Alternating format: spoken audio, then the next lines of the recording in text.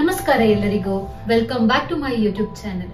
ಇವತ್ತಿನ ಈ ಪುಸ್ತಕ ಪರಿಚಯ ವಿಡಿಯೋದಲ್ಲಿ ನಾನು ಮಾತನಾಡಲಿರುವ ಪುಸ್ತಕದ ಹೆಸರು ನಮ್ಮ ರಾಷ್ಟ್ರಕವಿಗಳಾದಂತಹ ಕುವೆಂಪುರವರ ಒಂದು ಅತ್ಯದ್ಭುತ ಕಾದಂಬರಿಯಾದಂತಹ ಮಲೆಗಳಲ್ಲಿ ಮದುಮಗಳು.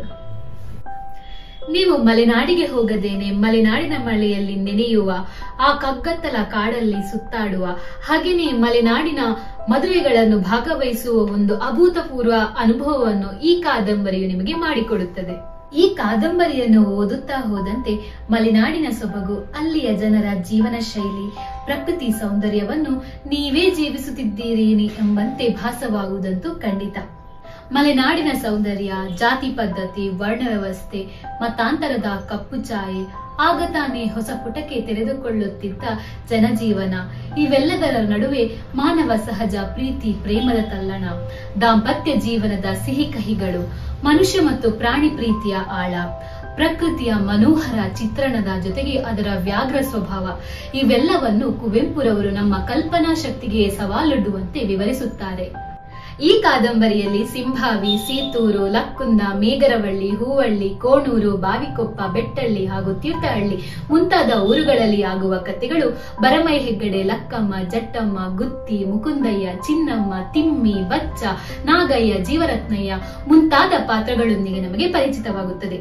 ಅದರಲ್ಲಿಯೂ ಗುತ್ತಿ ಹಾಗೂ ಅವನ ನಾಯಿಯ ಪ್ರೀತಿಯ ಪಾತ್ರವಂತೂ ನಮಗೆ ತುಂಬಾ ಹತ್ತಿರವಾಗುತ್ತದೆ. ಹೀಗೆ ಹಲವಾರು ಪಾತ್ರಗಳನ್ನು ಒಳಗೊಂಡಿರುವ ಈ ಕಾದಂಬರಿ ಸಿಂಭಾವಿ ಗುತ್ತಿಯಿಂದ ಶುರುವಾಗುತ್ತದೆ.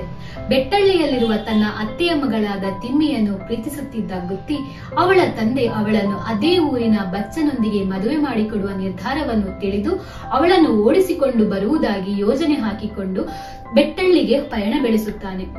ಸಿಂಭಾವಿಯಿಂದ ಹೊರಟು ಸೀತೂರು, ಮೇಗರವಳ್ಳಿ, ಹೂವಳ್ಳಿಯನ್ನು ದಾಟಿ ಬೆಟ್ಟಳ್ಳಿಯನ್ನು ತಲುಪಬೇಕಾಗಿರುವುದರಿಂದ ಅವನ ಈ ಪಯಣ ಸುದೀರ್ಘವಾಗಿರುತ್ತದೆ.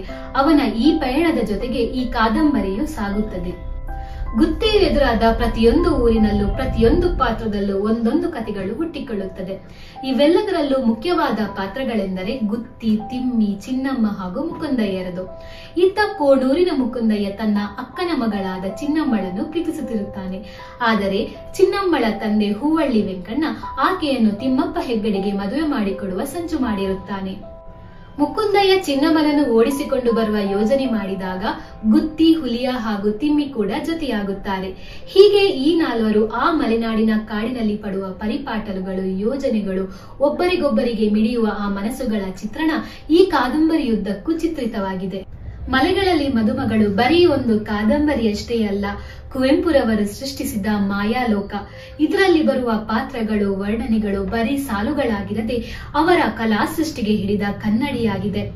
ಈ ಮಹಾ ಕಾದಂಬರಿಯ ಸಂಕ್ಷಿಪ್ತ ವಿವರಣೆಯನ್ನು ನಿಮ್ಮ ಮುಂದೆ ಇಡುವ ಈ ನನ್ನ ಕಿರು ಪ್ರಯತ್ನ ನಿಮಗೆ ಇಷ್ಟವಾಗಿದ್ದರೆ ಈ ವಿಡಿಯೋನ ಲೈಕ್ ಮಾಡಿ, ಹಾಗೇನೆ ಚಾನೆಲ್ನ ಸಬ್ಸ್ಕ್ರೈಬ್ ಕೂಡ ಮಾಡಿ. ಮುಂದೆ ಇನ್ನೊಂದು ವಿಡಿಯೋದೊಂದಿಗೆ ಸಿಗೋಣ. ಅಲ್ಲಿವರೆಗೂ ಟೇಕ್ ಕೇರ್, ಬಾಯ್.